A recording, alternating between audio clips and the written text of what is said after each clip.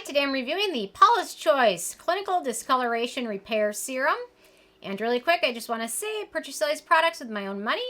I'll never waste your time with sponsored ads or videos, so if you want to help support the channel, check out nobsbeauty.com, check my Patreon community, or click on the link below. Okay, so I'm going to make a disclaimer that I have not used this. Normally, before I review anything, I like to use it at least a month, because that's kind of generally how long a skin cycle is, and a lot of ingredients, you can generally tell if they're working by about a month. Some specific ingredients longer, some shorter. But this one I was super excited about, so I've been using it about 3 weeks now, so I thought I would do my review now because I'm just excited about it. So I don't get super excited about things very often. So okay, they call it a potent serum that targets brown and gray patches while helping prevent new discoloration from forming using a tranexamic acid complex with bakuchiol and niacinamide. Visibly reduces patches of discoloration that can appear on the cheeks, forehead, nose, and chin. I've definitely got the forehead and cheeks going. And helps to control and fade dark spots, evens patchy and skin tone, and brightens. So, very excited about this one. So, Paula's Choice seems like for a while they were coming out with new products like daily, and now they kind of took a break, and now we're back to like new products all the time. So, I don't know. I ordered their Omega Cleansing Balm, so we'll definitely do a test of that. So, okay. My first criteria is packaging. I like this one comes in a pump bottle. Paula's Choice uses the purple color a lot. Why is that? It seems like purple, maybe that's their clinical, that's their color. Because they're like their oil-free acne line is blue. Okay, whatever. Anyway, nice packaging. In terms of denatured drying types of alcohol, this does not contain any of those, and it's also fragrance-free and has no real noticeable scent. This one is made in the U.S., so no issues with that. If you guys want me to do a pH test, I might as well. I've got my little pH sticks here. So, ease of use. So, this one is pretty strong, so if you have sensitive skin, I recommend, and they recommend, using it every other day for the first few weeks until your skin kind of adjusts to it. And then after that, you can increase the dosage. And the pH of this one is about 6, so no issues with that. I found I really just like using this one in the evening. You can use it in the morning if you prefer, but I like to keep my morning routine as short as possible. So I use this in my evening routine after I cleanse, tone. I apply my lighter hydrating serums. Then I'll apply this and then my thicker moisturizer or snail cream or whatever. But it applies nicely. It absorbs pretty quickly. Kind of sets to a slightly shiny finish because it does feel a little bit on the hydrating side.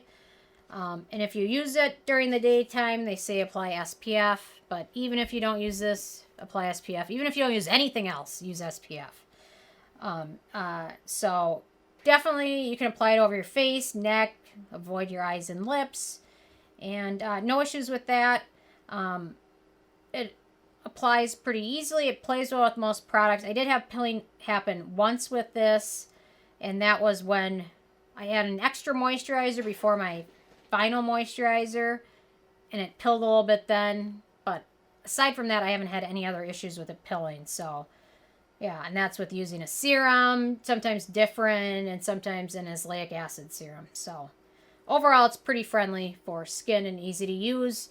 And if you haven't used a lot of like niacinamide products or things like that, it can sting a little bit for like a few seconds and usually goes away. But if you apply it and stinging doesn't go away, then rinse it off, because that's generally not a good sign.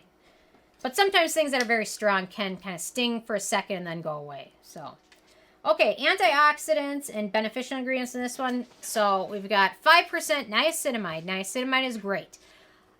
You don't necessarily need a separate niacinamide serum in your routine, because it seems like these days a lot of products have it in there, but generally skin tolerates even higher percentage of it quite well, even if you're applying a high percentage of it. There's kind of a ceiling effect. So this one has 5% of it. Niacinamide is great. Skin brightening, skin barrier repair, anti-acne, very hydrating as well. So great ingredient. Then we've got 3% tranexamic acid. I haven't noticed a lot of effects from tranexamic acid based products. However, this one I'm noticing brightness like fast. And tranexamic acid has a very interesting history about it. It's actually been used for a long time as a pharmaceutical ingredient. It's used to prevent blood loss. Sometimes in surgeries they'll use it. Dentistry uses it a lot for the same reason, to prevent blood loss. Also has a history of being used as an injectable into skin. So it's very interesting. This ingredient has been used for lots of different things, different ways. I wasn't totally sold on it until I tried this one, and this one really showed me that it can really brighten skin. And then it also has shown that it brightens skin, really aimed at melasma and post-acne mark scarring, pigmentation.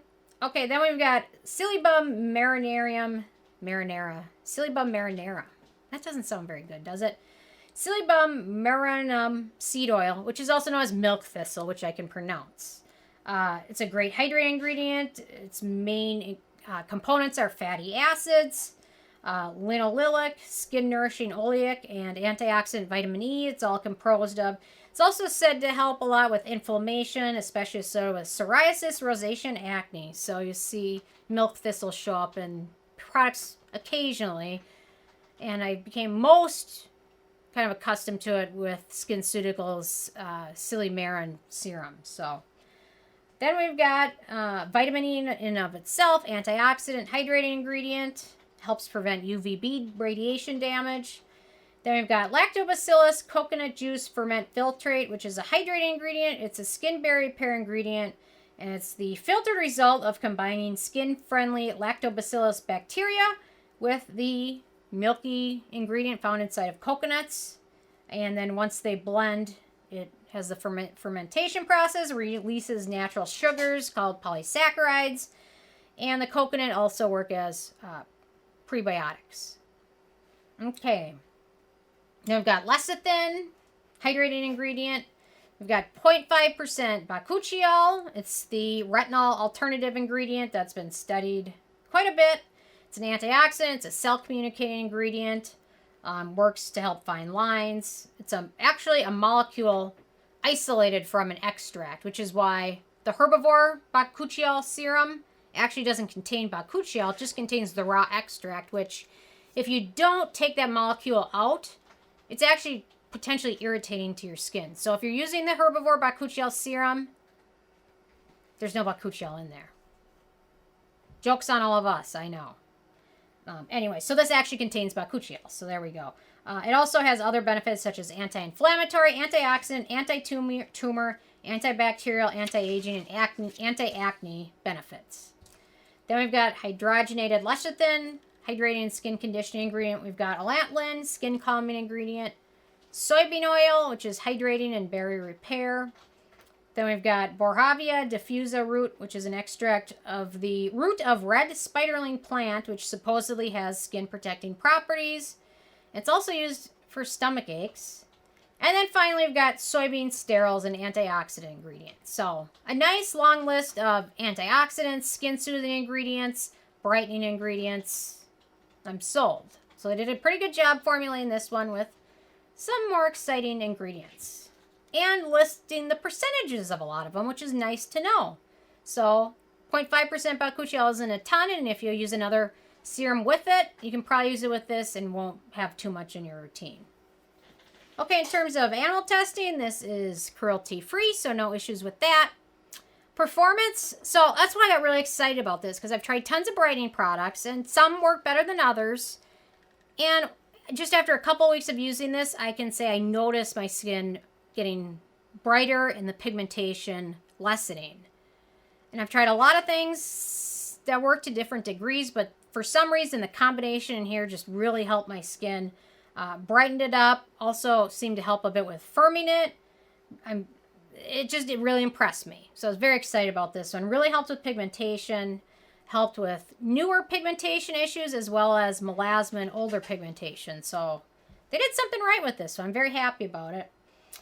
Does contain a few acnegenic ingredients. We've got Glyceryl Stearate, vitamin E, soybean oil, and then Hexylene Glycol. And obviously, for some people, none of those might be issues, and for some people, one might be. So acnegenic ratings are very complex, and really, to be honest, there are some things that rate as 0 on the acnogenic scale that I just can't use because they're just break me out instantly. Sodium hyaluronate being one of them. So anyway, it's all very individual, so just because it contains 4 doesn't mean you're going to use it in breakout. I guess is what I'm saying. Very individual. Okay, and then the price. So it's the full size, which is 1 ounce, 30 milliliters, not the biggest size.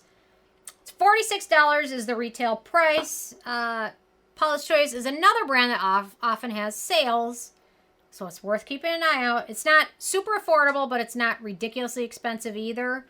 And a little bit goes a long way. 1 pump pretty much covers my entire face.